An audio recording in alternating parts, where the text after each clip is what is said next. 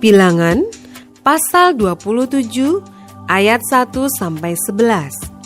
Hak waris bagi anak-anak perempuan. Kemudian mendekatlah anak-anak perempuan Zelofehad bin Hefer, bin Gilead, bin Makir, bin Manasye dari kaum Manasye, bin Yusuf.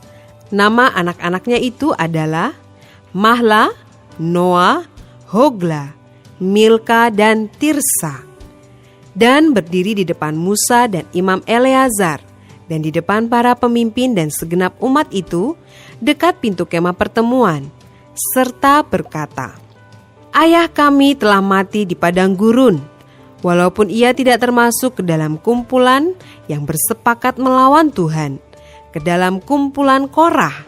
Tetapi ia telah mati karena dosanya sendiri, dan ia tidak mempunyai anak laki-laki. Mengapa nama ayah kami harus hapus dari tengah-tengah kaumnya, oleh karena ia tidak mempunyai anak laki-laki? Berilah kami tanah milik di antara saudara-saudara ayah kami."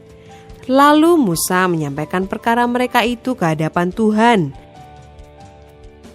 Maka berfirmanlah Tuhan kepada Musa, "Perkataan anak-anak perempuan Zelofehad itu benar. Memang engkau harus memberikan tanah milik pusaka kepadanya di tengah-tengah saudara-saudara ayahnya. Engkau harus memindahkan kepadanya hak atas milik pusaka ayahnya.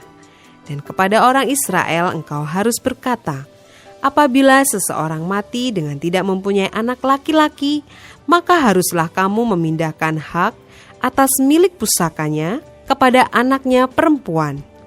Apabila ia tidak mempunyai anak perempuan, maka haruslah kamu memberikan milik pusakanya itu kepada saudara-saudaranya yang laki-laki. Dan apabila ia tidak mempunyai saudara-saudara lelaki, maka haruslah kamu memberikan milik pusakanya itu kepada saudara-saudara lelaki ayahnya. Dan apabila ayahnya tidak mempunyai saudara-saudara lelaki, maka haruslah kamu memberikan milik pusakanya itu kepada kerabatnya yang terdekat dari antara kaumnya, supaya dimilikinya. Itulah yang harus menjadi ketetapan hukum bagi orang Israel, seperti yang diperintahkan Tuhan kepada Musa. Ayat 12-23, Yosua mengganti Musa. Tuhan berfirman kepada Musa, "Naiklah ke gunung Abarim ini, dan pandanglah negeri yang kuberikan kepada orang Israel.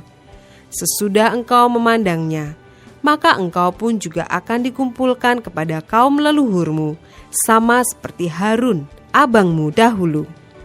Karena pada waktu pembantahan umat itu di padang gurun Sin, kamu berdua telah memberontak terhadap titahku untuk menyatakan kekudusanku di depan mata mereka dengan air itu. Itulah mata air Meriba, dekat Kades di padang gurun Sin." Lalu berkatalah Musa kepada Tuhan, "Biarlah Tuhan, Allah dari roh segala makhluk, mengangkat atas umat ini seorang yang mengepalai mereka waktu keluar dan masuk, dan membawa mereka keluar dan masuk, supaya umat Tuhan jangan hendaknya seperti domba-domba yang tidak mempunyai gembala." Lalu Tuhan berfirman kepada Musa, "Ambillah Yosua bin Nun, seorang yang penuh roh, letakkanlah tanganmu atasnya. Suruhlah ia berdiri di depan Imam Eleazar dan di depan segenap umat, lalu berikanlah kepadanya perintahmu di depan mata mereka itu, dan berilah dia sebagian dari kewibawaanmu, supaya segenap umat Israel mendengarkan dia. Ia harus berdiri di depan Imam Eleazar, supaya Eleazar menanyakan keputusan Urim bagi dia di hadapan Tuhan. Atas titahnya mereka akan keluar, dan atas titahnya mereka akan masuk, ia beserta semua orang Israel, segenap umat itu." Maka Musa melakukan seperti yang diperintahkan Tuhan kepadanya. Ia memanggil Yosua dan menyuruh dia berdiri di depan Imam Eleazar dan di depan segenap umat itu. Lalu ia meletakkan tangannya atas Yosua, dan memberikan kepadanya perintahnya, seperti yang difirmankan Tuhan dengan perantaraan Musa.